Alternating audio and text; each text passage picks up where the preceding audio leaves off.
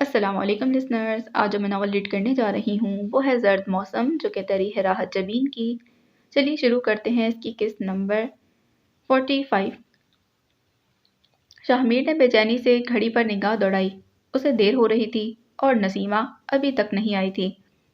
شاہنیل کارن flakes میں چمچہ گھماتا، کھا کم اور گرا زیادہ رہا تھا۔ نسیمہ ابھی تک نہیں آئی۔ انہوں نے اخبار سے نظریں ہٹا کر شاہمیر کے متفکر چہرے کو دیکھا۔ جب وہ آیا تو اس کے رخساروں کی ہڈیاں نمایاں تھیں اور رنگ سنبھلایا ہوا۔ اب رنگ بھی صاف تھا اور چہرہ بھی پہلے سے بھر گیا تھا۔ بکھرے گھنگریالے بال سلیقے سے ترشے تھے۔ بلیک پینٹ اور ہلکی سبز شرٹ میں وہ اچھا خاصا جاذب نظر لگ رہا تھا۔ آ جائے گی، تم چلے جاؤ، آپ شاہنیل کو سنبھال لیں گے، اس نے طنز سے کہا تو انہیں غصہ آ گیا۔ اب اس عمر میں بچے پالوں؟ مشورہ تو ایسے ہی دے رہے تھے۔ وہ بڑبڑاتا ہوا دروازے تک گیا۔ سنسان سڑک سامنے تھی۔ شاہنیل دلیے میں لتھڑا اس کے پیچھے چلا آیا تھا۔ کتنے گندے بچے ہو، ابھی تک تو ڈھنگ سے کھانا بھی نہیں کھایا۔ جھنجھلاتے ہوئے اس کا ہاتھ منہ دھلا کر کپڑے بدلے، اتنے میں گھڑی کی سوئیاں کچھ اور آگے کھسک گئیں۔ بے چینی شاہمیر کی ہر حرکت سے ہویدا تھی۔ وہ کنکھیوں سے دیکھتے لطف اندوز ہو رہے تھے۔ پھر ترس آنے لگا۔ جاؤ، میں دیکھ لوں گا، نسیمہ بھی ایک آدھ گھنٹے میں آ جائے گی۔ شاہمیر نے الجھ کر انہیں دیکھا، مگر اس کے سوا کوئی اور چارہ بھی نہیں تھا۔ اب گھور کیا رہے ہو؟ اب گلے پڑا ڈھول تو بجانا ہی ہے، گھر میں رکھا ہے تو مفت میں نہیں رہ رہا ہوں، وہ چڑھ کر کہتا کمرے سے کھلونے اٹھانے لگا۔ شاہنیل کو کھلونوں کے ساتھ مصروف کر کے وہ خود چپکے سے نکل گیا تھا۔ خاموشی سے کھیلنا، کوئی شیطانی کی تو غسل خانے میں بند کر دوں گا، انہوں نے حفظ متقدم کے طور پر دھمکی دی۔ شاہنیل نے گردن گھما کر غسل خانے کے دروازے کو دیکھا، پھر چہک اٹھا۔ چیا، لو اور مصیبت، انہوں نے سر تھام لیا۔ خیال تھا کہ تھوڑی دیر میں نسیمہ آ جائے گی، مگر یہ معصوم مصیبت پورے دن کے لیے ان کے گلے پڑ چکی تھی۔ اگرچہ وہ خود ہی چیزوں کے ساتھ کھیلتا رہا، مگر خیال تو رکھنا پڑتا۔ کچن میں ایک کرسی پر چڑھ کر شیلف پر رکھے چیزوں کو چھیڑتا یہ اس کا محبوب مشغلہ تھا۔ انہوں نے کچن لاک کر دیا، مگر پھر بھی ہر وقت کی ٹینشن نے ان کے اعصاب تھکا دیے تھے۔ کمرے میں لے کر جاتے تو کتاب کو چھیڑنے لگتا۔ اوف، یہ ایک جگہ ٹک کر کیوں نہیں بیٹھتا؟ وہ جھنجھلائے، پھر اپنی سوچ پر مسکرا دیے۔ وہ بچے ہی کیا جو شرارت نہ کریں۔ وہ تھک کر کرسی پر بیٹھ گئے۔ شاہنیل گیند کے ساتھ کھیل رہا تھا۔ وہ اسے دیکھتے دیکھتے بہت دور پلٹ گئے۔ ماضی کی بھول بھلائیوں میں بھٹکتے وہاں جا رکے جہاں سارا نے پہلا قدم اٹھایا تھا۔ انہیں لگا ہفت الکلیم کی دولت مل گئی ہے۔ وہ اس کے ساتھ گھٹنوں کے بل چلتے، توتلی زبان میں باتیں کرتے، ان کی شریک حیات ہستیں۔ آپ تو اس کے ساتھ بالکل ہی بچہ بن جاتے ہیں۔ تم دیکھنا، میری بیٹی دنیا کی ذہین ترین بیٹی ہوگی۔ بیٹیوں کے لیے صرف ذہین ہونا کافی نہیں ہوتا پروفیسر صاحب، وہ دبی زبان میں کہتی۔ شاید کچھ باتیں سمجھانے کے لیے ماؤں کا ہونا بہت ضروری ہوتا ہے۔ وہ زیر لب بڑبڑائے۔ انہیں ان دنوں کی اذیت یاد آ گئی جب انہیں ہمیشہ کے لیے چھوڑ گئی تھیں۔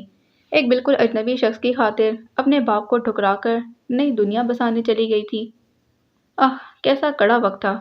ایک زمانہ گزر گیا، مجھے آج بھی اس کے قدموں کی آہٹیں سنائی دیتی ہیں۔ پھر وہ چلی آئی جو اس کا پرتو تھی، میری سارا کا دوسرا روح، اور وہ سچ مچ اس کا دوسرا روح ہی ثابت ہوئی۔ میں ایمن کی بربادی سے خوش نہیں ہوں، مگر میرا دل چاہتا ہے میں اس کے باپ سے پوچھوں، آج تم بھی اس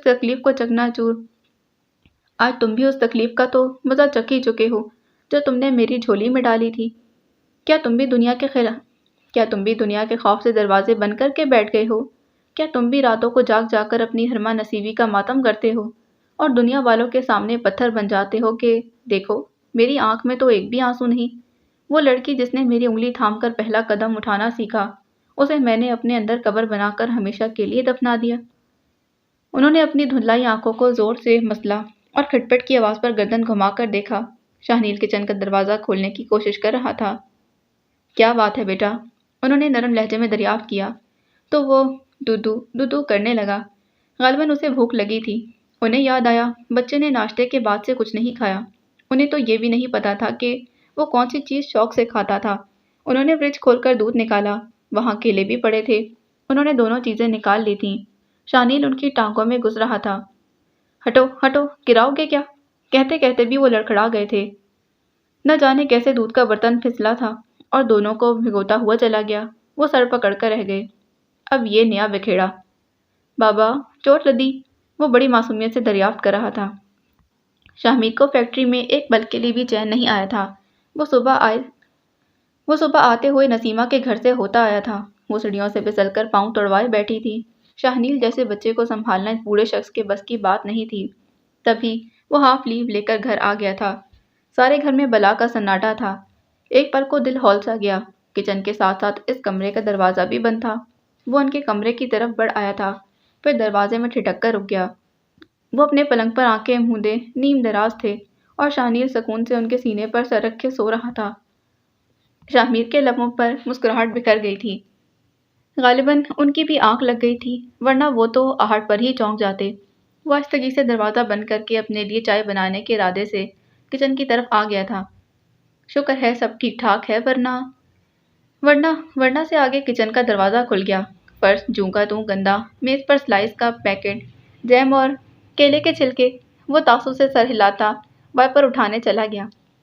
بس ذرا دیر کی چھپکی تھی، وہ اسے کہانی سناتے سناتے سو گئے تھے۔ سو کیا؟ انہوں نے آہستگی سے بچے کو تکیے پر لٹایا تھا۔ خود ظہر کی نماز کے ارادے سے اٹھ گئے تھے، مگر برآمدے میں رک گئے۔ کچن کے کھلے دروازے سے شاہمیر کی پشت دکھائی دے رہی تھی۔ تم کب آئے؟ جب آپ سو رہے تھے، اس نے بغیر پلٹے جواب دیا۔ وہ غالباً سالن گرم کر رہا تھا۔ میں کہاں سو رہا تھا، تمہارے شرارتی بچے نے تگنی کا ناچ نچائے رکھا۔ وہ صاف مکر گئے تھے۔ کچن کی صفائی کے بعد میں کھانا بازار سے لایا ہوں۔ شاہمیر نے پرسکون انداز میں ان کے نیند کے دورانیے کا تعین کیا۔ انہوں نے جزبز ہو کر بات پلٹ دی۔ نسیمہ کا پتہ کیا؟ پاؤں میں موچ آ گئی ہے۔ تمہارے؟ انہوں نے چونک کر اس کے پیر دیکھے۔ نسیمہ کے۔ شاہمیر نے سالن اور روٹیاں میز پر رکھیں۔ اوہ، گویا پورا ہفتہ ہی گیا۔ کھانا کھا لیں پھر سوچتے ہیں اس مسئلے کا حل۔ اس نے صفائی سے کھیرا کاٹنا شروع کیا۔ تمہاری بیوی تو تم سے بہت خوش ہوگی۔ شاہمیر نے کچھ نہ سمجھنے والے انداز میں انہیں دیکھا۔ ماشاءاللہ، خاصے سگڑ ہو۔ کچن بھی خوب اچھی طرح صاف کیا۔ سلاد بھی اچھا بنا لیتے ہو۔ شاہمیر نے ان کی بات کا جواب نہیں دیا، صرف مسکرا دیا تھا۔ لیکن اس لمحے کہتی بڑی شدت سے یاد آئی تھی تو ہاتھ رک سا گیا۔ انہوں نے بغور اس کے رکے ٹھہرے انداز کو دیکھا۔ بہت محبت کرتے تھے اس سے۔ انسیت تو بے جان چیزوں کے ساتھ بھی ہو جاتی ہے۔ وہ تو بیوی تھی، ہم نے بہت سال ایک دوسرے کے ساتھ گزارے۔ شاہمیر نے سر جھکا لیا تھا۔ وہ اس کے چہرے کے تاثرات نہ دیکھ سکے۔ کچھ لمحے منتظر رہے کہ شاید وہ کچھ اور بھی بولے، مگر وہ خاموشی سے اپنے کام میں مصروف ہو گیا۔ میرے لیے کھانا ڈھک کر رکھ دو، میں نماز پڑھ کر کھاؤں گا۔ وہ جاتے جاتے ٹھٹکے، پھر ہلکے پھلکے اور شفقت لہجے میں بولے، شاہمیر تم بھی نماز پڑھا کرو۔ بہت بچپن میں پڑھی تھی، اب تو یاد بھی نہیں، اس نے لاپرواہی سے جواب دیا۔ ان کا دل دہل سا گیا۔ اس خالق کے حقیقت سے اتنی دوری؟ یاد کرنا مشکل تو نہیں؟ سر، اس کی آنکھوں میں بے چینی سے اتر آئی تھی۔ اتنے گناہ کیے ہیں کہ اب رب کے سامنے کھڑے ہونے سے شرم آتی ہے۔ گناہوں کا احساس ہے؟ شاہمیر یکٹک انہیں دیکھتا رہا۔ ایک وہی تو ہے جس کے سامنے ہزار گناہوں کے بعد بھی اس یقین کے ساتھ کھڑے ہو سکتے ہیں کہ وہ معاف کر دے گا۔ کسی انسان سے تو یہ توقع بھی عبث ہے۔ وہ قہار، وہ جبار، مگر پہلے غفور الرحیم ہے۔ صرف گناہوں کا احساس اور دل میں توبہ کی خواہش لیے اس کے سامنے جھک جاؤ، باقی راستے خود بخود آسان ہوتے جائیں گے۔ ویسے بھی خود نہیں سیکھو گے تو اپنے بچے کو کیا سکھاؤ گے؟ وہ چلے گئے۔ شاہمیر اپنی جگہ سن سا بیٹھا، بہت دیر تک ایک نوالا بھی نہ توڑ پایا تھا۔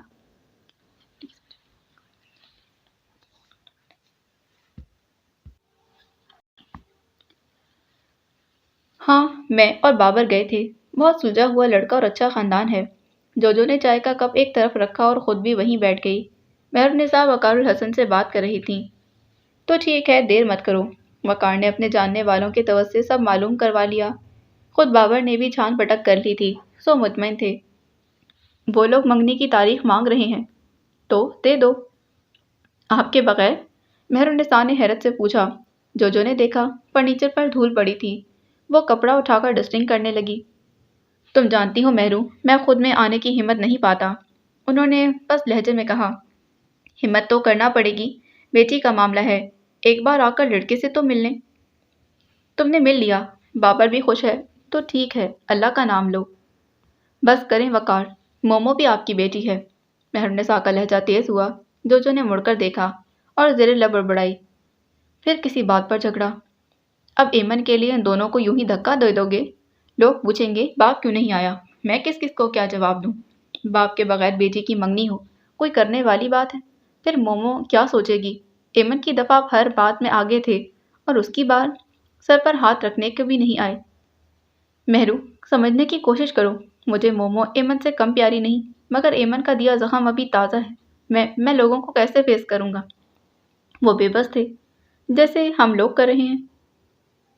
مہرالنساء نے ترنت جواب دیا، ضد مت کرو، یہ ضد نہیں، اصول کی بات ہے۔ مجھے چھٹی کا مسئلہ ہے، یہ صرف بہانہ ہے۔ فرار کسی مسئلے کا حل نہیں ہوتا، آج نہیں تو کل اسے تو گزرنا ہی پڑے گا۔ پھر ابھی کسی کو کچھ معلوم نہیں، کوئی نہ کوئی بہانہ تو چل ہی جائے گا۔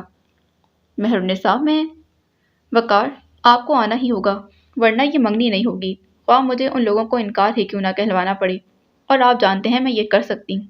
انہوں نے حتمی لہجے میں کہتے ریسیور پٹکا اور سر تھام لیا تھا۔ جو ان کے سامنے آ بیٹھی تھی، چائے ٹھنڈی ہو رہی ہے۔ ایک عمر گزر گئی اس شخص کو سمجھاتے سمجھاتے، تمہارے باپ میں نام کو بھی عقل نہیں۔ انہوں نے بڑبڑاتے ہوئے چائے کا گھونٹ بھرا۔ ممی، اب ایسے تو مت کہیں۔ ہاں، تم تو باپ کی سائیڈ لوگی، ماں چاہے کچھ بھی کر لے، اولاد باپ کی ہی طرف ہوگی۔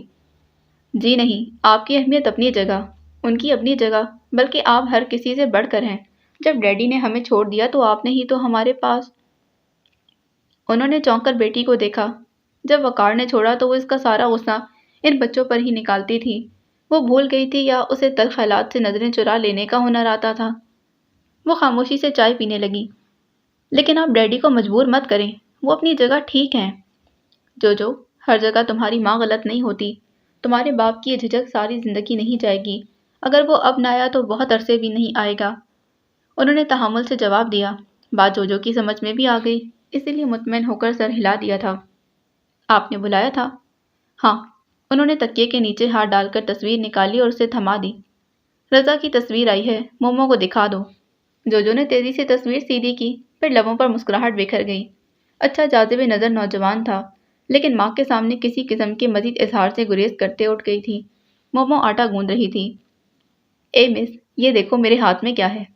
مومو کو فوراً ہی اندازہ ہو گیا، مگر بے نیاز بن گئی۔ تصویر سے کیا پتہ چلتا ہے؟ تمہیں ساتھ لے جاتے تو کچھ اس کی فطرت کا ہی اندازہ ہو جاتا۔ اوہو، تصویر نہیں دیکھی، واپس کر آؤں؟ خبردار، مومو نے بے ساختہ کہا تو جو نے ہنستے ہوئے تصویر اس کے سامنے کر دی۔ وہ کیسا ہوگا جس کی تصویر ایسی ہے؟ مومو نے کچھ لمحے غور سے دیکھا، پھر سر جھکا کر آٹا گوندنے لگی۔ کیا ہوا، شرما گئی ہو؟ یہ اچھا نہیں لگا۔ جو بے چین ہو گئی۔ بس ٹھیک ہے، یقین جانو میری پوری کلاس میں ایک بھی ایسا نہیں۔ زیادہ مبالغہ رائے کی ضرورت نہیں۔ وہ مسکراہٹ دباتی ہاتھ دھونے لگی۔ مجھے لگتا ہے تم نے زیادہ غور نہیں کیا، تصویر تمہارے تکیے کے نیچے رکھتی ہوں، ذرا اچھی طرح سے دیکھ لینا، من میں لڈو تو پھوٹنے لگیں گے۔ وہ اس کی شرارت سمجھ کر اٹھ گئی تھی اور تصویر مومل کے تکیے کے نیچے رکھتے نہ جانے کیوں وہ آبدیدہ ہو گئی۔ یار اب جس طرح مومو کو سیدھا راستہ سمجھایا، اسی طرح مکمل تباہی سے پہلے ایمن کو بھی۔ اے کاش وہ آج ہماری خوشیوں میں شامل ہوتی۔ 2 دن شاہمیر نے چھٹی کی، مگر کب تک؟ مجھے کل چھٹی نہیں ملے گی، جتنے افسوس کے ساتھ شاہمیر نے بتایا، اتنے ہی افسوس سے انہوں نے سنا، پھر مشورہ دیا، ساتھ لے جایا کرو۔ شاہمیر نے بے حد ناراضی سے انہیں دیکھا اور کھڑا ہو گیا۔ اس کا اپنا دادا ہوتا تو یوں دھکا نہ دیتا۔ میں نے کس دن تمہیں اپنا بیٹا کہا تھا؟ انہوں نے حیرت سے دریافت کیا۔ اور مجھے کیا کہتے ہو؟ لے جاؤ سگے دادا کے پاس۔ لے جاتا اگر وہ قبر میں نہ ہوتا۔ اوہ، تو تم یتیم ہو؟ انہیں نہ جانے شاہمیر کے بارے میں تجسس کیوں ہو رہا تھا۔ دادی تو زندہ ہوگی یا وہ حیات ہیں؟ شاہمیر نے تیزی سے ان کی بات قطع کی۔ تمہیں گھر سے کیوں نکالا؟ میں نے خود گھر چھوڑ دیا تھا۔ وجہ؟ میں آپ کو بتاؤں گا۔ میں بچہ نہیں سنبھالوں گا۔ انہوں نے جھٹ دونوں ہاتھ اٹھا دیے۔ شاہمیر نے انہیں کھا جانے والی نظروں سے دیکھا۔ وہ میرے باپ کی حویلی میں منتقل ہو گئی تھی۔ میری سمجھ میں نہیں آیا۔ انہوں نے میرے باپ کو اس کی 4 بچوں سمیت قبول کیا تھا۔ وہ وہاں مالکن بن کر نہیں، ان بڑے بڑے بچوں کی آیا بن کر گئی تھی، حالانکہ وہ شخص میری ماں سے نفرت کرتا تھا۔ وہ پھٹ پڑا، پھر غصے میں کمرے سے نکل گیا تھا اور دوسرے کمرے میں دیر تک کھٹ پٹ کرتا رہا۔ ہاں، ہر چہرہ ایک کہانی ہے۔ انہوں نے ایک سر آ بھر کر سوچا۔ اگلے دن شاہنیل کو انہوں نے سنبھالا۔ جس وقت ایمن آئی وہ تھک کر چور ہو چکے تھے۔ بہت دنوں بعد آئی ہو؟ جی، روز ہی سوچتی تھی بس۔ وہ ان کے پاس بیٹھ گئی۔ شاہنیل نئے چہرے کو دیکھ کر ان کے پیچھے چپ کیا تھا۔ یہ؟ ایمن نے سوالیہ انداز میں ان کی طرف دیکھا۔ زبردستی کا پوتا، آیا اس کی چھٹی پر ہے، باپ کام پر۔ تو آپ کیسے سنبھالتے ہیں؟ اب تم آ گئی ہو نا، انہوں نے خوش ہو کر کہا۔ میں نے تو کبھی بچے نہیں سنبھالے۔ وہ گھبرا گئی تھی۔ میں نے بھی ساری زندگی بچوں کو پڑھایا ہے بی بی۔ وہ چڑھ کر بولے تو اس نے سر جھکا لیا۔ آج بہت دنوں کے بعد گھر سے نکلنے کا حوصلہ کر سکی تھی۔ سوچا تھا نانا سے کہہ کر دل کا بوجھ ہلکا کرے گی۔ اب آ گئی ہو تو تھوڑا کھانا بھی بنا دو۔ چائے کے 2 سلائس لیے تھے، وہ بھی علیہ صبح۔ جی، اٹھ کر کچن میں آ گئی۔ لو بھائی، اب گرما گرم کھانا کھانے کو ملے گا۔ تم روٹی کھاتے ہو؟ سلاد؟ ہاں بھائی، سلاد تو ضرور بنے گا۔ ایمن نے بے حد بے دلی سے کام شروع کر دیا۔ فریج میں بس آلو پڑے تھے۔ اس نے آلو کی کتلیاں بنائیں، دہی کا رائتا، سلاد کے نام پر ایک لوتا کھیرا، گرما گرم چپاتیاں۔ اور بچہ کیا کھاتا ہوگا؟ اس نے ڈھونڈ کر دال چاول نکالے، نرم سی کھچڑی پکا لی تھی۔ سب کچھ ڈائننگ ٹیبل پر رکھ کر انہیں بلانے آ گئی۔ بہت سست ہو، میرے پیٹ میں چوہے دوڑنے لگے ہیں۔ لو، اب اس کا منہ ہاتھ بھی دھلا دو۔ ایمن نے ہاتھ بڑھایا تو وہ بابا بابا کہتا ان کی ٹانگوں سے چمٹ گیا۔ کتنی بار سمجھایا ہے میری ٹانگوں سے مت چمٹا کرو، کسی دن منہ کے بل گروں گا۔ اچھا میں ہی دھلا دیتا ہوں، پر خود سے چل کر جانا پڑے گا۔ ایمن نے محسوس کیا بچہ ان کے لیے مشقت کا باعث ضرور تھا، مگر وہ اس کے ساتھ بہل گئے تھے۔ تبھی ان کی توجہ ایک بار پھر خصوصیت کے ساتھ ایمن کی طرف نہیں آئی تھی۔ تم کھانا نہیں کھا رہی؟ اس نے چند ہی لقمے لے کر ہاتھ کھینچ لیا۔ بس پیٹ بھر گیا۔ پھر ایسا کرو، یہ کھانا ڈھانپ کر شاہمید کے لیے رکھ دو۔ دفتر سے آئے گا تو بازار کی طرف بھاگے گا، میں تو اس کے ساتھ کھچڑی کھا لوں گا۔ ایمن نے خاموشی کے ساتھ روٹیاں اور سالن ہاٹ پاٹ میں ڈھانپ کر رکھ دیا۔ شاہنیل کو کھانا کھاتے ہی نیند آنے لگی کہ وہ بہت صبح کا جاگا ہوا تھا۔ وہ لوگ کمرے میں آ گئے تھے۔ دروازہ بند کر کے میرے پاس بیٹھو۔ ایمن نے دروازہ بند کر دیا۔ باہر اوائل اپریل کی چپتی ہوئی دھوپ پھیلی تھی۔ کمرے میں نیم تاریکی کے ساتھ ٹھنڈک کا احساس پیدا ہونے لگا۔ اتنی بجھی بجھی سے کیوں ہو؟ انہوں نے شاہنیل کے بالوں میں انگلیاں پھیرتے ہوئے پوچھا، جو ان کے سینے پر آنکھیں بند کیے لیٹا تھا، اور وہ سمجھتی تھی کہ نانا نے اسے غور سے دیکھا ہی نہیں۔ بیمار رہی ہو؟ نہیں، ٹھیک ہوں، ایمن نے آہستگی سے جواب دیا۔ آج کل کیا کر رہی ہو؟ اپنی نادانیوں کا ماتم۔ اس سے کیا ہوگا؟ شاید اندر کا غبار کم ہو جائے۔ ایمن نے آنسو اپنے اندر اتارے۔ وہ ان کے سامنے رونا نہیں چاہتی تھی۔ مزید بڑھے گا، خود کو مصروف کر لو۔ کیا کروں؟ اس نے بے بسی سے ہاتھ مسلے۔ پڑھائی ادھوری چھوڑ دی تھی، پھر سے شروع کرو۔ مجھے کام کرنا ہے نانا جان۔ کام؟ وہ بری طرح چونکے۔ کیا کام؟ کوئی بھی جس سے 4 پیسے مل جائیں۔ یہ کہتے اس کی زبان لڑکھڑا رہی تھی۔ انہوں نے بغور ایمن کا چہرہ دیکھا۔ وہ ایمن کا نہیں، سارا کا چہرہ تھا۔ ایک بے چینی سے ان کے وجود میں اترنے لگی۔ تمہارا باپ کہاں ہے؟ وہ مجھے آگ کر چکے۔ اس نے اپنے ہاتھوں کی کپکپاہٹ پر قابو پانے کی صحیح کی تھی۔ وہ بہت دیر تک کچھ بھی نہ بول سکے۔ پھر انہوں نے اضطراری انداز میں شاہنیل کو تکیے پر لٹایا۔ وہ کسمسائے تو بے خیالی میں بہت دیر تک تھپتھپاتے رہے۔ روشن دان سے آتی روشنی میں لاتعداد ذرے مولک تھے۔ ایمن کی نگاہیں روشنی کے مربع پر جمی تھیں، جہاں ایک چونٹی روٹی کا پورا ٹکڑا اٹھائے بھاگی تھی۔ جلدی وہ روشنی کے دائرے سے باہر نکل گئی۔ تم کہاں رہ رہی ہو؟ بہت دیر کے بعد سوال آیا۔ طارق کے گھر، وہ میرے نام کیا تھا۔ اگر وہ اتنا اچھا تھا تو تم نے… میں اتنی اچھی نہیں تھی۔ اس کے حلق میں گولا سا پھنس گیا۔ تم نے ایسا کیوں کیا؟ یہ سوال میں نے بھی خود سے کئی بار کیا ہے، لیکن وقت اتنا گزر چکا ہے کہ اس کا جواب تلاشنے کا بھی کوئی فائدہ نہیں۔ اب کیا کرو گی؟ وہ پریشان ہو گئے۔ کچھ سمجھ میں نہیں آتا۔ میرے پاس زیور ہے، لیکن میں اسے کسی آڑے وقت کے لیے بچانا چاہتی ہوں۔ اور کام، اتنی کم تعلیم کے ساتھ مجھے کون سا کام ملے گا؟ اس نے پیشانی مسلی۔ تم اپنے باپ کو منا لو، ابھی وہ غصے میں ہوگا، مگر کب تک؟ تم اولاد ہو۔ آپ نے سارا کو معاف کر دیا تھا؟ وہ سوال کر کے کھڑی ہو گئی۔ وہ اپنی جگہ چپ کے چپ رہ گئے۔ شاید وہ کبھی مجھے معاف کر سکیں، ابھی تو میری آواز بھی سننا نہیں چاہتے۔ کہاں جا رہی ہو؟ کہیں نہیں، نماز پڑھنا چاہتی ہوں۔ اچھی بات ہے، انہیں خوشی ہوئی۔ زندگی کو اتنا الجھا لیا ہے نانا جان کہ اب سلجھاؤ کی کوئی صورت دکھائی نہیں دیتی۔ بہت گناہگار ہوں، شاید وہ معاف کر کے کوئی درست سمجھا دے۔ وہ کہہ کر باہر نکلی۔ وضو کر کے اندر آئی تو اسی زاویے تھے ساکت بیٹھے تھے۔ وہ نماز پڑھ کر وہیں فرش پر بیٹھ گئی تھی۔ فرش ٹھنڈا تھا اور جسم کو سکون دیتا تھا۔ صبح یہاں پلنگ ڈلوا دوں گا۔ نہیں، ان سختیوں کا عادی ہونے دیں، ایمن نے دھیرے سے کہا، پھر سر اٹھا کر انہیں دیکھا۔ آپ کو مجھ پر غصہ نہیں آ رہا؟ وہ خاموش رہے۔ ایمن کچھ دیر منتظر رہی، پھر کروٹ بدل لی۔ انہوں نے چپکے سے بوڑھی آنکھوں میں تیرتا پانی صاف کیا۔ تم پر غصہ کر کے کیا کروں؟ اس پر غصہ کیا تو کبھی لوٹ کر نہ آئی، صرف اس کے مرنے کی خبر آئی۔ اب سوچتا ہوں یہ بیٹیاں خدا کی رحمتیں، ہمارے آنگن کی تتلیاں، یہ ہمارے لیے آزمائشیں ہیں یا سزا۔ کیسے خوش نصیب باپ ہوں گے جن کی بیٹیاں عزت و آبرو کے ساتھ اپنے اپنے گھروں میں شاد آباد ہوں گی۔ سب کچھ انہی کے ہاتھ ہے، چاہے تو والدین کا سر فخر سے اونچا کر دیں اور چاہے تو ساری زندگی کے لیے پشیمانی کے گھڑے میں دھکیل دیں، اور اپنی منمانی، اپنی ضد پوری کر کے یہ بھی کون سا خوش ہو کر جھولے جھولتی ہیں، اپنے نازک پیر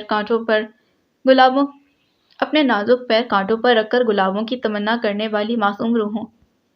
تمام فہم و فراست کہاں سو جاتی ہے؟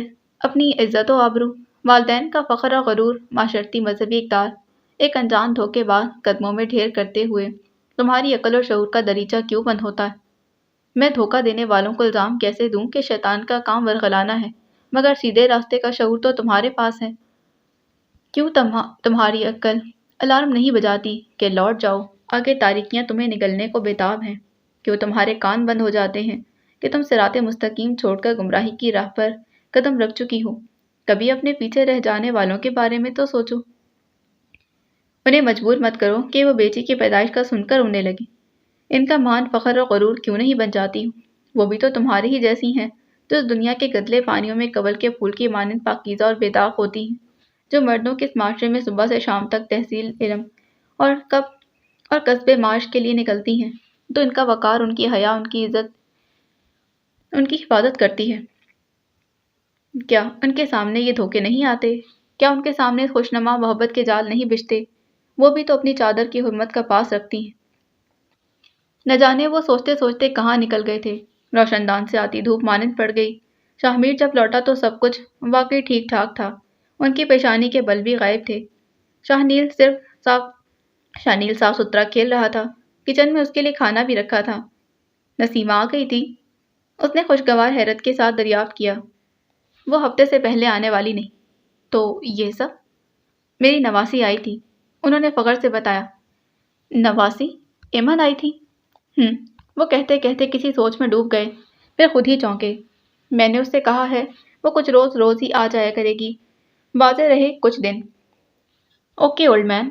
شاہمیر کا موڈ خوشگوار ہو گیا، لیکن ساتھ ہی اس کے ذہن میں کچھ خیال سایہ تھا۔ اس کے ہسبینڈ کو اعتراض نہ ہوگا؟ تم اسے جانتے ہو؟ ہاں، وہ ملک سے باہر ہوتا ہے۔ شاہمیر نے اپنے لہجے کو حتی الامکان سرسری رکھا۔ دونوں میں علیحدگی ہو گئی، انہوں نے بے حد مدھم لہجے میں بتایا۔ وہ ٹھٹک گیا۔ کیوں؟ پتہ نہیں، میں نے اس لڑکی کو بچانے کی کوشش تو کی تھی، کیا اس کے شوہر کو بھنک پڑ گئی؟ وہ تعصب سے سر ہلاتا گیا۔ اسے سچ مچ افسوس ہوا تھا۔ تمہیں کیا ہوا؟ کچھ نہیں، ایسا نہیں ہونا چاہیے تھا۔ وہ زیر لب بڑبڑایا۔ وہ الجھ گئے۔ تم ایمن کو کیسے جانتے ہو؟ میں شاہنیل کو دیکھ لوں، کہیں باہر نہ نکل جائے۔ شاہمیر نے بات ٹالی۔ وہ آج کل بہت پریشان ہے، اسے جاب چاہیے۔ شاہمیر نے سنا مگر کچھ بھی کہے بغیر اٹھ گیا تھا۔ وہ تو ساری دولت، تو وہ کیا ہوئی جس کے قصے طاہر سنایا کرتا تھا؟ وہ بنگلہ، وہ بینک بیلنس، کیا ایمن کا شوہر اسے بالکل ہی کنگال چھوڑ گیا؟ لیکن میں اس کے بارے میں کیوں سوچ رہا ہوں؟ میرا اس سے کیا تعلق؟ صرف اتنا کہ خود بھٹکنے کی اذیت سے واقف تھا، اسے سیدھا راستہ دکھانے کی صحیح کر بیٹھا، آگے اس کے نصیب۔ نصیب؟ تو تم تقدیر اور نصیب پر اعتبار کرنے لگے؟ تم بھی تو قسمت کے الٹ پھیر کا تعین کرنے تھے۔ تمہیں بھی قسمت کے الٹ پھیر کا تعین ہونے لگا؟ تم تو کہا کرتے تھے کہ میں خود اپنا نصیب ہوں۔ واٹ اے چینج یار! سارے قصبل نکال دیے اس تقدیر کے چکر نے۔ اب بھی ہار نہ مانوں؟ وہ خود پر ہنس پڑا تھا۔ ہار مان چکے تو پھر یہاں کیا کر رہے ہو؟ جھک مار رہا ہوں۔ اس نے کچن کا دروازہ بہت زور سے بند کیا۔ اسے کیا ہوا؟ وہ اس زور کے کھڑاک پر دہل سے گئے تھے۔ کم از کم مجھے آپ سے یہ امید نہیں تھی۔ ڈاکٹر شروت نے سامنے بیٹھے شخص کو قدر ناراضی سے دیکھا۔ ایک طویل ڈسکشن کے بعد جب انہوں نے کہا تو اس نے بے چینی سے پہلو بدلا۔ جب آپ لوگ ایمن کو یہاں لے کر آئے تھے تو صرف آپ تھے جسے اس بات کا یقین تھا کہ وہ کسی الجھن کا شکار ہے اور اسے سائیکیٹرسٹ کی ضرورت ہے، حالانکہ اس کا شوہر بھی اسے پاگل قرار دے رہا تھا۔ اب آپ نے بھی اس کا ساتھ چھوڑ دیا۔ وہ کچھ لمحے میز کی شفاف سطح کو گھورتا رہا، پھر نظریں اٹھا کر انہیں دیکھنے لگا۔ اس کی پیشانی پر شکنوں کا جال بچھا تھا، گویا کسی فیصلے پر پہنچنے کی دشواری میں مبتلا ہو۔ میں مانتا ہوں ایمن نے جو غلطی کی۔ غلطی؟ بابر نے اچنبے کے ساتھ انہیں دیکھا۔ یہ گناہ در گناہ ہے سر۔ گناہ ثواب کا فیصلہ خدا پر چھوڑ دیجیے۔ ڈاکٹر شروز نے آہستگی سے اس کی بات قطع کی۔ چھوڑ دیا؟ پھر بھی جو کچھ ایمن نے کیا، کیا وہ قابل معافی ہے؟ نہیں، انہوں نے ہاتھ میں پکڑی پینسل کاغذ پر لڑکا دی تھی۔ ہمارے معاشرے کے مروجہ اصولوں کے مطابق تو بالکل بھی نہیں، جہاں مرد کو تو ہر طرح کی آزادی ہے، جبکہ عورت کی معمولی لرزش سے اسے سنسار کرنے کو تیار رہتے ہیں۔ معاشرے کے اصول اپنی جگہ، مگر جو غلط ہے وہ غلط ہے۔ ایمن نے اپنے شوہر سے طلاق لے لی اور وجہ اتنی شرمناک ہے کہ میں اس پر بات بھی نہیں کرنا چاہتا۔ بابر کا لہجہ تلخ تھا۔ ایمن نے جو کیا ہم اس پر بات نہیں کریں گے۔ سوال تو یہ ہے کہ اب وہ کیا چاہتی ہے؟ بابر صاحب، وہ پچھتا رہی ہے، اپنی زندگی کو سلجھانا چاہتی ہے، اور اس مرحلے پر سب اس کا ساتھ چھوڑے ہیں۔ اسے یوں اپنی زندگی کی تاریکیوں میں تنہا چھوڑنے کا نتیجہ بہت بھیانک ہو سکتا ہے۔ وہ واپس اسی مقام پر جا سکتی ہے جہاں سے ہم اسے واپس لائے تھے، یا شاید اس سے بھی بہت آگے۔ آپ کیوں چاہتے ہیں کہ ایمن کا مقدر پاگل خانہ ہو؟ سر، آپ مجھ سے کیا چاہتے ہیں؟ بابر نے اکتائے لہجے میں پوچھا۔ اس کا ساتھ دیں، مصروف کر دیں، پڑھائی شروع کروا دیں، کچھ بھی۔ بار بار پلٹ کر اپنا بدنما ماضی دیکھے گی تو کبھی ایک خوشائند مستقبل کی طرف قدم نہیں بڑھا سکے گی، ورنہ… بابر اوپری دل اور غیر دماغی کے ساتھ سنتا رہا۔ ڈاکٹر شروز نے جلد ہی اس کی بے توجہی محسوس کر لی، تبھی خاموش ہو گئے۔ ایک بات تو بتائیں بابر صاحب، انہوں نے اینک اٹھا کر ناک پر جمائی، اگر ایمن آپ کی سگی بہن ہوتی تو آپ کیا کرتے؟ بابر نے ایک پل کو مومو اور جوجو کے بارے میں سوچا، پھر کھڑا ہو گیا۔ وہی جو ڈیڈی نے کیا، یعنی قطع تعلقی۔ اب اجازت دیں، اس نے ہاتھ آگے بڑھائے۔ میں امید رکھوں کہ آپ… ڈاکٹر شہروز نے اس کا ہاتھ تھامتے ہوئے کچھ کہنا چاہا تھا۔ سوری ڈاکٹر شہروز، جو کچھ ایمن نے کیا وہ قابل معافی نہیں، وہ دو ٹوک لہجے میں کہتا ہوا اس کی بات کاٹ کر چلا گیا۔ مجھے افسوس ہے مسٹر بابر کہ میں اپنی بات آپ کو سمجھا نہیں سکا۔ وہ زیر لب بڑبڑائے۔ ایمن نے ان کے پاس آنا چھوڑ دیا تھا، اسی وجہ سے انہوں نے بابر سے رابطہ کیا تھا، مگر بابر کے رویے نے انہیں مایوس کیا تھا۔ وہ اپنے لیے چائے کا کپ بنا کر لان میں آ گئی۔ میرے نصیب میں بہار کتنی تھوڑی سی دیر کے لیے رہتی ہے۔ خشک ہوتی گھاس پر چلتے اس نے تعصب سے سوچا اور کرسی پر آ بیٹھی تھی۔ اجڑی پچھڑی کیاریوں پر ایک ننھی چڑیا بھدکتی نہ جانے کیا ڈھونڈ رہی تھی۔ ہم یہی پوچھتے پھرتے ہیں زمانے بھر سے، جن کی تقدیر بگڑتی ہے وہ کیا کرتے ہیں؟ اس نے بآواز بلند گویا اڑتی چڑیا کو مخاطب کیا تھا۔ اس نے اپنے پر پھڑپھڑائے اور لمبی اڑان بھر گئی تھی۔ ایمن ایک بےمعنی سی ہنسی ہنس کر چائے پینے لگی، مگر 2 گھونٹ کے بعد ہی کپ رکھ دیا تھا اور انگلیاں چڑھاتے ہوئے ادھر ادھر دیکھنے لگی۔ اس کا کتنا دل چاہتا وہ فرحت کے گھر جائے، تیمور اور سکندر سے کھیلے، مگر رک جاتی۔ یوں لگتا اس سے پہلے اس کی رسوائیاں پہنچ جائیں گی۔ حالانکہ اس علاقے کے مکین ایک دوسرے کے بارے میں اتنے بے خبر رہتے تھے، کسی کو خبر بھی نہ ہوگی کہ اس کے ساتھ کیا گزری۔ سب پہلے سے ہی جانتے تھے کہ اس کا شوہر ملک سے باہر رہتا ہے۔ گیٹ پر ہوتی تیز تیز دستک نے اسے ہلا دیا تھا۔ آج کل کی دستک کچھ اچھی خبر نہ لاتی تھی۔ اس نے تو ابھی پہلے ہی بل جمع نہیں کروائے تھے۔ وہ اٹھ کر ذیلی گیٹ تک آئی۔ کون ہے؟ سغرا ہوں بی بی۔ ایما نے جلدی سے ذیلی گیٹ کھولا۔ سغرا کو دیکھ کر بے تحاشا خوشی ہوئی۔ شکر ہے پتر گھر پر ہو، میں نے پہلے بھی چکر لگایا تھا۔ رجو کو بھی لے آتی پر وہ آج کل دوسرے جی سے۔ ارے اس کا بچہ تو ابھی چھوٹا تھا۔ دونوں باتیں کرتی کرسیوں تک آ گئی۔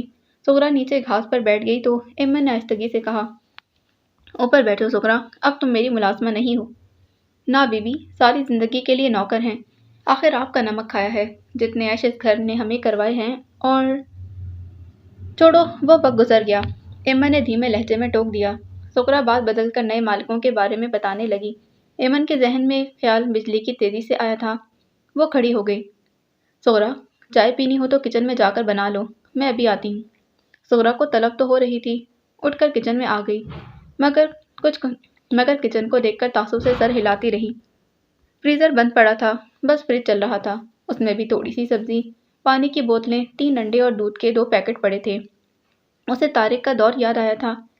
दुनिया की कौन सी नेमत थी जो इस फ्रिज और फ्रीजर में ना होती थी। गोश्त, मछली, हर किस्म के केक, मिठाइयाँ, मौसमी बेमौसमी फल, अनवाओ इकसाम के बिस्किट, कुकीज़, ड्रिंक्स। ड्रिंक्स का तो हिसाब किताब ही ना था। कितने ही खाने वो लोग बगैर चखे फ्रीजर में डाल देते। उसका दिल इतना खराब हुआ कि वो बगैर चाय बनाए ही वापस आ गई थी। सारी रौनकें खावंद के साथ थीं। उसको छोड़ा तो। सुगरा, मेरा एक काम कर दो। जी बीबी। सुगरा ने कुछ हैरत से एमन के हाथ में पकड़े कंगन को देखा जो उसकी तरफ बढ़ा रही थी। इसे बेच आओ। सुगरा हकदक रह गई थी। नौबत यहाँ तक आ गई। मगर ये कंगन तो। सुगरा प्लीज़, मुझे पैसों की ज़रूरत है। ना बेटी, मैं तो शक्ल से ही नौकर लगती हूँ। उन्होंने पकड़कर पुलिस के हवाले कर देना है। चोरी का है। वो कानों को हाथ लगाने लगी। तो फिर? वो सर पकड़कर रह गई। हाँ, आप मेरे साथ चलो तो। ठीक है। कुछ सोचकर वो खड़ी हो गई। उसे हर हाल में पैसे चाहिए थे। कितने दिनों से वो ये करना चाहती थी मगर झिझक सी थी। अब सुगरा के साथ ने तो थोड़ी हिम्मत बनाई थी। आधे घंटे में उसके पर्स में इतनी रकम आ गई कि उसने तमाम बिल जमा करवा कर घर के लिए थोड़ी ज़रूरी शॉपिंग भी कर ली। फिर सुगरा को उसकी मतलूबा जगह उतारा। इस साथ के सिले में 500 रुपये भी दिए।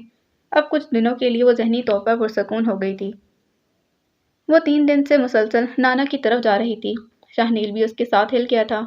नाना ने भी सुकून का सांस लिया। सारी दोपहर वहीं गुजारती। दोपहर और रात का खाना इकट्ठा बना देती। दोपहर के बाद शाम से ज़रा पहले जब शाहनील नहाकर सो जाता, नाना पर भी गनूत की तारी होती, तब वो शाहमीर के आने से पहले ही लौट आती। वो नहीं चाहती थी इन दोनों का कभी सामना हो। इसे क्या हुआ? शाहनील मुसलसल रीढ़ी कर रहा था और नाना उसे चुप करवाने की कोशिश में मुसलसल हलकान हो रहे थे। एमन को देखकर उन्होंने सुकून का सांस लिया। पता नहीं, घंटा भर से सुकून से खेल रहा था, अब रोए जा रहा है। वो पीछे हटकर पलंग पर बैठ गए थे। अंदाज ऐसा था गोया तुम जानो और तुम्हारा काम। एमन ने बच्चे को बहलाते हुए उसका जिस्म टटोला। माथा गर्म है, बुखार ना हो, मैं इसे डॉक्टर के पास ले जाती हूँ। जो मर्जी आए करो। शहनील, चलो मार्केट चलते हैं, आपके लिए बहुत सी चॉकलेट्स लेंगे। एमन जानती थी इसी कॉलोनी में एक डॉक्टर 24 घंटे क्लिनिक चलाते थे, क्योंकि क्लिनिक के साथ ही उनका घर था। उन्होंने टेम्परेचर का बताकर 3 तरह के सिरप लिख दिए। उसे सिरप पिलाना भी एक मरहला था। कुछ कपड़ों पर गिराया, कुछ पलंग पर। एक कतरा हलक में ना गया। नाना ने उसके हाथ पकड़ लिए थे। ठूस दो चमचा इसके हलक में। उफ वो छोड़ें, इस तरह तो वो उल्टी कर देगा। एमन झुंझलाई। ख्वामखा, तुम्हारी नानी तुम्हारी माँ को इसी तरह पिलाती थी। एमन ने पर्स से चॉकलेट निकाल कर हाथ में लिए थे। ये सिरप पियोगे तो दूंगी। चॉकलेट के लालच में वो तीनों सिरप आराम से पी गया था। एमन ने उसका मुंह धुलाकर कपड़े बदले। वो थोड़ी देर रीरी करता रहा, फिर दवा के ज़रिए असर सो गया था। उसके सोने के बाद एमन ने नाना को नाश्ता करवाया, सफाई की, फिर दोपहर का खाना बनाने लगी। मगर वो दरमियान में ही उठ गया। खाना रहने दो, इसका बाप बाजार से ले आएगा, बस तुम बच्चे को संभाल लो। वैसे तो शाहनीर बिल्कुल तंग नहीं करता था, मगर बुखार की वजह से निढाल होने के साथ साथ चिड़चिड़ा भी हो रहा था। सारा दिन उसी को संभालते बहलाते गुजर गया। थोड़ी देर लेट जाओ एमन, थक गई होगी। नाना ने पुरशफ़क़त लहजे में कहा। सुबह से वो यूं ही लगी हुई थी। वो फर्श पर चादर बिछाकर बैठ गई। लेट जाओ। नाना, इतना तो नहीं थकी, और आप नहीं जानते ये मसरूफियत मेरे लिए कितनी बड़ी नेमत है, वरना मैं सोचते सोचते पागल हो जाती हूँ, उसने मध्यम लहजे में कहा। उसके बाप के आने तक रुक जाओ, ये तंग करेगा तो मुझसे संभाला नहीं जाएगा। उन्होंने बात बदल दी। एमन ने इस बात में सर हिलाया। शहनील आकर उसकी गोद में बैठ गया। एमन ने ज़रा पहले उसे दवा की दूसरी खुराक दी थी। इसे लेकर पलंग पर आ जाओ, मैं शाहमीर के कमरे में चला जाता हूँ। वो खड़े हो गए तो एमन बच्चे को उठाकर पलंग तक आ गई थी। नींद आई है? उसका सर थपकते हुए उसने पूछा। बच्चे ने हल्का सा मुस्कुराकर इस बात में सर हिलाया और आंखें मूंद ली थीं। अदा इतनी प्यारी थी कि एमन ने बेख्तियार उसकी पेशानी चूम ली, फिर खुद तकिया ऊपर करके नींद दराज हो गई। उसका एक हाथ बच्चे को थपक रहा था, दूसरा सीने पर रखे न जाने किन सोचों में गर्क थी। वो कुछ लम्हे बेचैनी से हाथ पांव हिलाता रहा, फिर करवट बदल गया था। अपना बाजू और एक टांग एमन पर रख दी। एमन ने यूं ही आंखें मूंदे मूंदे उसे खुद से और करीब कर लिया। शाहनील ने अपना नन्ना मुन्ना सा हाथ उसके गाल पर रखा। आंटी, ایمن نے نرم تپتا ہوا ہاتھ اپنے لبوں سے لگا لیا تھا۔ ایک پل کے لیے وہ بھول ہی گئی کہ وہ کہاں ہے۔ اس کے معصوم ہاتھ کا نرم لمس ایمن کے وجود کی گہرائیوں میں اتر گیا تھا۔ یوں لگا کہ جلتی بلتی زمین پر چند قطرے ٹھنڈے پانی کے گرے ہوں۔ یہ کیسا سکون بخش احساس ہے۔ وہ بار بار اس کے ہاتھ کو اپنے لبوں سے چھو رہی تھی۔ شاہنیل اس کے سینے پر سر رکھ کر سو گیا تھا۔ وہ سانس روک کے اس کے ننھے منھے وجود کو محسوس کرتی رہی۔ پھر اسی سکون میں بے چینی کی تیز لہر ابھری جو اذیت میں ڈھل کر رگ و پے کو کاٹنے لگی تھی۔ اس نے تیزی سے بچے کو خود سے دور کر کے تکیے پر لٹا دیا۔ وہ ذرا سا کسمسایا پھر غافل ہو گیا۔ اس کے نیم و معصوم لبوں سے گرم سانسوں کی فوار ایمن کے بازو کو بھگو رہی تھی۔ ایمن نے غور سے اس کا چہرہ دیکھا، پھر وہ چند قطرے آنکھوں سے سمندر بن کر بہہ نکلے۔ وہ دیوانہ وار اسے چومنے لگی۔ اس کی روشن پیشانی، بند آنکھیں، معصوم لب، ننھے منھے ہاتھ، وہ جتنا اسے خود سے قریب کرتی، من میں پیاس کچھ اور بڑھ جاتی تھی۔ شاہمیر ٹھٹک کر رکا۔ صبح شاہنیل کی طبیعت ٹھیک نہ تھی، اسی لیے وہ فیکٹری سے 1 گھنٹہ پہلے ہی اٹھ آیا تھا۔ گھر میں چھائی خاموشی بتاتی تھی کہ بچہ سو رہا ہے۔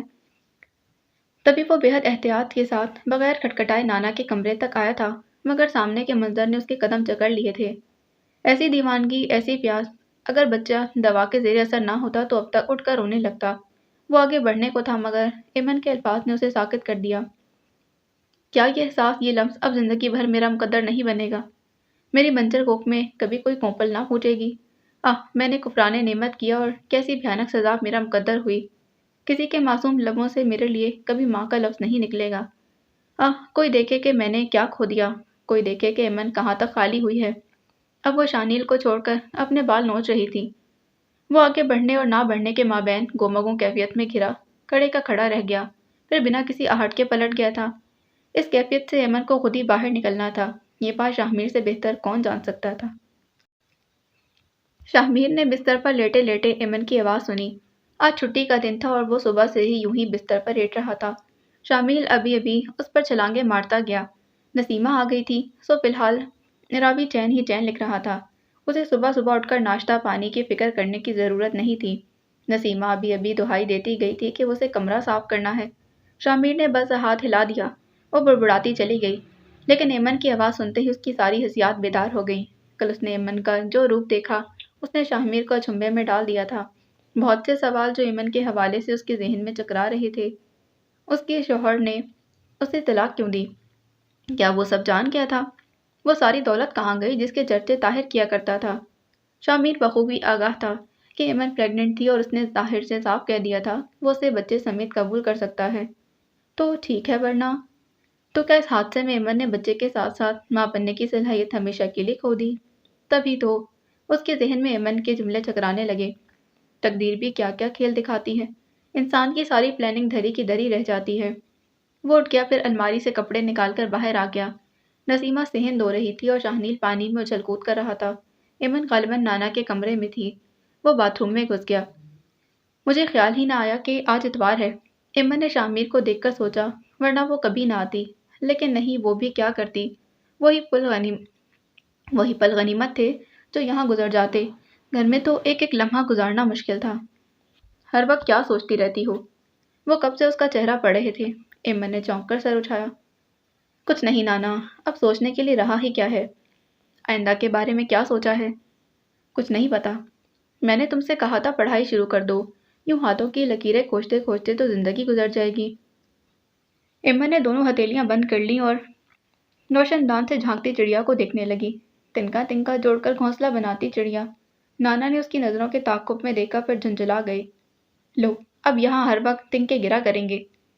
رہنے دے نانا، دیکھیں وہ کتنی لگن اور شوق سے گھر بنا رہی ہے، کتنی کٹھنائیوں اور مشکلوں کے بعد اس کا گھونسلہ بننے کے قریب ہے، اسے مت توڑیں۔ ایمن کا لہجہ بھیگ گیا تھا۔ اسے تو بنا بنایا گھر ملا تھا، مگر اس نے تنکا تنکا بکھیر دیا۔ تبھی شاہنیل ہاتھ میں آلو اٹھائے چلا آیا تھا۔ اسے ایمن سے چپس بنوانا تھے۔ وہ اسے اٹھا کر کچن میں آ گئی، اسے کرسی پر بٹھا کر خود چپس کاٹنے لگی۔ ایمن کے ہاتھ رک گئے تھے۔ تمہارے نانا بتا رہے تھے تم جاب کی تلاش میں ہو۔ وہ آگے بڑھ کر اپنے لیے چائے کا پانی رکھنے لگا۔ ایمن نے سوچا وہ چپس باہر بیٹھ کر کاٹ لے گی۔ طاہر بتایا کرتا تھا کہ کیا اس کا ذکر کرنا ضروری ہے؟ ایمن کے دبے دبے لہجے میں بلا کی ناراضی تھی۔ شاہمیر نے پلٹ کر دیکھا اور تپے چہرے کے ساتھ الٹے سیدھے آلو کاٹنے لگی تھی۔ شامیر کو احساس ہوا وہ پرسنل ہو رہا تھا۔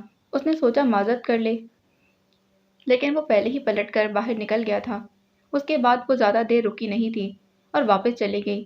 نہ جانے کیوں شامیر کو بار بار احساس ہوتا رہا کہ وہ اس کی وجہ سے گئی ہے۔ باقی اگلی قسط میں جانے سے پہلے چینل کو سبسکرائب کیجیے، بیل آئیکن کو پریس کیجیے۔ ملتے ہیں اس کی اگلی ایپیسوڈ میں۔ اللہ حافظ۔